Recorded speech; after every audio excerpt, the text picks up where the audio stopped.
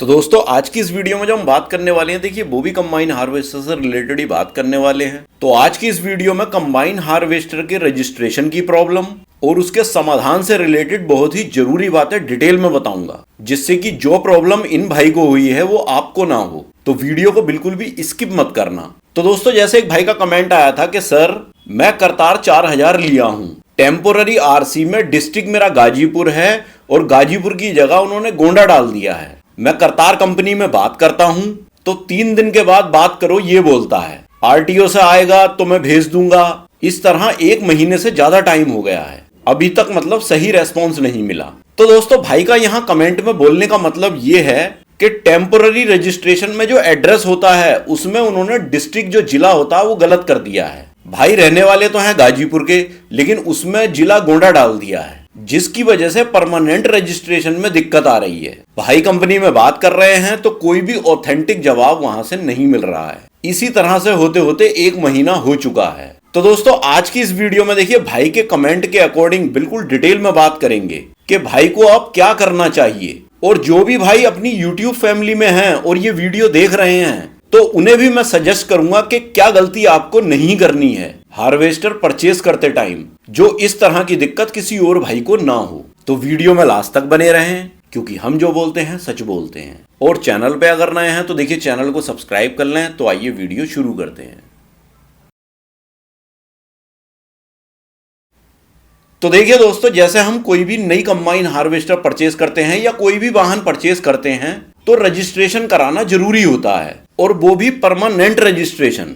अगर आप combine harvester किसी दूसरे जिले या दूसरे स्टेट से परचेज करते हैं जो आपका जिला या स्टेट नहीं है, तो वो चाहे हार्वेस्टर हो या कोई और वाहन हो, वो टेम्पररी रजिस्ट्रेशन के साथ परचेज किया जाता है। उस टेम्पररी रजिस्ट्रेशन टीआर को आप अपने जिले के आरटीओ ऑफिस में ले जाकर सारे डॉक्यूमेंट्स उसके साथ में लगाकर सबमिट कर देते हो, तो आपके व्हीकल का परमानेंट रजिस्ट्रेशन हो जाता है। तो अब जैसा भाई ने कमेंट में बोला कि देखिए टेम्पररी रजिस्ट्रेशन टीआर के अंदर भाई का जो एड्रेस है उस एड्रेस में जिले का नाम ही गलत कर दिया है, तो इसकी वजह से प्रॉब्लम क्या आती है। तो देखिए ऐसी सिचुएशन में ज्यादातर परमानेंट रजिस्ट्रेशन नहीं हो पाता है। ऐसी सिचुएशन में भाई अपना जो टेम्पररी रजिस्ट्रेशन जो टीआर है उसे लेकर के गाजीपुर आरटीओ में जाएंगे परमानेंट आरसी बनवाने के लिए।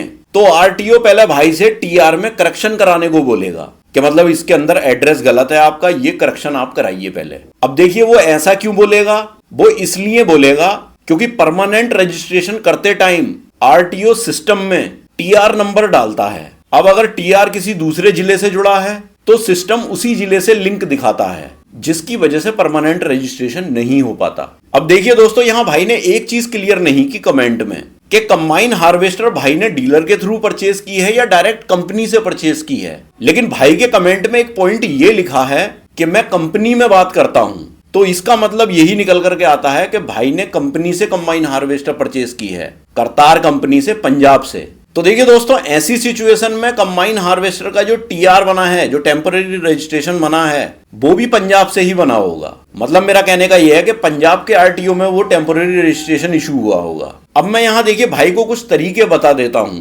जिससे कि भाई की परमानेंट आरसी बन सके। तो देखिए दोस्तों, सबसे पहला पॉइंट, इसमें जो मेन पॉइंट है वो ये है कि गाजीपुर आरटीओ में सीधे परमानेंट रजिस्ट्रेशन बनवाने की कोशिश करें। तो भाई को सबसे पहले यही करना चाहिए। देखिए गाजीपुर आरटीओ में सारे डॉक्यूमेंट्स लेकर के जाने चाहिए जो मैं अब बता रहा हूं। कंबाइन हार्वेस्टर की जो इनवॉइस है वो भी लें, टेम्पोररी रजिस्ट्रेशन जो टीआर है ये भी साथ में लें, एड्रेस प्रूफ ले लें कोई गाजीपुर का, आप गाजीपुर के रहने वाले हो, और कोई आईडी प्रूफ जैसे आधार कार्ड या पैन कार्ड ये भी अपने साथ लेकर के जाएं। और अगर कंबाइन हार्वेस्टर का इंश्योरेंस हो चुका है तो इंश्योरेंस भी साथ लेकर जाएं। और एक फॉर्म होगा 2021-22, ये कंपनी ने आपको दिया होगा, तो ये अपने साथ में लेकर के आपको गोरखपुर आरटीओ में जाना चाहिए। मतलब एक बार बात करनी चाहिए। अब दूसरा पॉइंट इसमें यह आता है कि अगर देखिए गोरखपुर आरटीओ मना कर देता है, आप गए ये सारे डॉक्यूमेंट लेके और वो मना कर देते हैं, तो फिर देखिए भाई के पास सिर्फ 2 रास्ते बचते हैं। पहला तो है कि देखिए आपको टीआर में फिर करेक्शन कराना चाहिए पंजाब जाकर के, जो पंजाब का आरटीओ है वो करेक्शन करेगा इस टीआर में। तो ये करेक्शन का जो काम है ये आप नहीं करवा पाओगे, क्योंकि आपका इतना वहां सेटिंग या जुगाड़ नहीं होता है ये कंपनी के लिए बहुत आसान हो जाता है। कंपनी अगर चाहे तो इसे आसानी से करेक्शन को करा सकती है, तो आपको कंपनी पे फोर्स करना चाहिए। फिर देखिए एक दूसरा ऑप्शन भी है कि देखिए नया रजिस्ट्रेशन बिना टेम्पोररी रजिस्ट्रेशन की डिपेंडेंस के कभी कभी आरटीओ इनवॉइस और डॉक्यूमेंट्स के आधार पर कर देता है, खास करके एग्रीकल्चरल मशीनरी में। तो इसके लिए आपको देखिए फिर जुगाड़ करना पड़ेगा। गाजीपुर आरटीओ में आपको जुगाड़ करना पड़ेगा। जरूरी नहीं है कि टीआर नंबर एग्रीकल्चर मशीनरी में जरूरी है, मैंडेटरी है। आरटीओ अगर चाहे तो वो अपने बिहाफ पे इस रजिस्ट्रेशन को कर सकता है। अब देखिए भाई, ये तो मैंने 2 पॉइंट्स आपको बता दिए। अब देखिए बात आती है तीसरे पॉइंट की कि कंपनी नहीं सुन रही है तो क्या करें। तो देखिए भाई, सबसे पहला पॉइंट इसमें आता है कि देखिए करतार कंपनी को आप लिखित में शिकायत करें। व्हाट्सएप के थ्रू या मेल के थ्रू आप एक मैसेज लिखें और मैसेज में ये लिखें कि टीआर में डिस्ट्रिक्ट गलत है, 1 महीना हो गया, करेक्शन अभी तक नहीं हुआ। तो इससे क्या होगा, इससे आपके पास एक रिटन प्रूफ रहेगा कि आपने कंप्लेंट की है। फिर दूसरा पॉइंट है देखिए, ट्रांसपोर्ट डिपार्टमेंट में ऑनलाइन कंप्लेंट करें।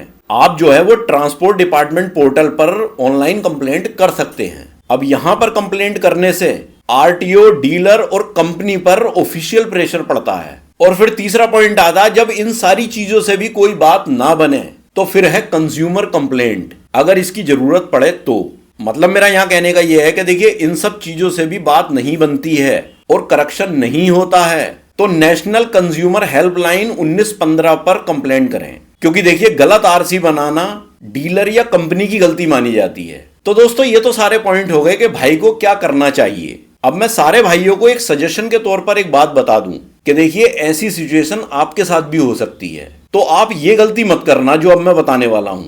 देखिए न्यू कंबाइन हार्वेस्टर बिना डीलर के डायरेक्ट कंपनी से परचेज नहीं करनी चाहिए। सर्विस की और इस तरह की बहुत सारी प्रॉब्लम्स आती हैं। इसकी कई सारी वजह होती हैं। देखिए जैसे डीलर है, डीलर से आपने कंबाइन हार्वेस्टर परचेज की है तो डीलर जो होता है वो देखिए लोकल का बंदा होता है, तो आप उस पर एक बार को प्रेशर भी बना सकते हो। अगर वो आपका काम नहीं करवाता है तो आप कहीं ना कहीं से उसके ऊपर प्रेशर डलवा सकते हो। और एक बात और है कि देखिए कंपनी भी अपनी कंबाइन हार्वेस्टर डीलर के थ्रू ही सेल करना चाहती है। कंपनी कभी भी डायरेक्ट अपनी कंबाइन हार्वेस्टर सेल नहीं करना चाहती। तो देखिए इस सिचुएशन में अगर यहाँ डीलर बीच में होता तो भाई क्या करते, डीलर को पकड़ लेते कि तुमने देखिए इसमें लोकेशन या जिला गलत डाला है तो अब इसमें करेक्शन करवाओ। अब क्या है कि अब कंपनी तो है पंजाब में, आप रहते हो अच्छी खासी दूर, तो अब आप क्या कर लोगे, बस आप फोन ही कर सकते हो कंपनी में। तो मेरा सभी भाइयों से यही सजेशन है कि देखिए जहां तक हो सके वो डीलर के थ्रू ही कंबाइन हार्वेस्टर परचेस करनी चाहिए, क्योंकि देखिए बहुत सारी चीजें होती हैं बाद में, सर्विस सपोर्ट भी देखना होता है, कुछ चीजें उसमें प्रॉब्लम्स भी आती हैं।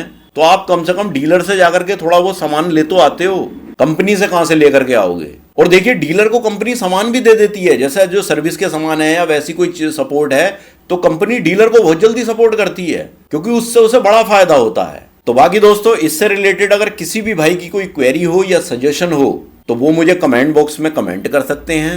और देखिए चैनल पे अगर नए हैं तो देखिए चैनल को सब्सक्राइब भी कर लें। तो मिलते हैं इसी तरह की किसी नेक्स्ट वीडियो में, तब तक के लिए थैंक यू, बाय।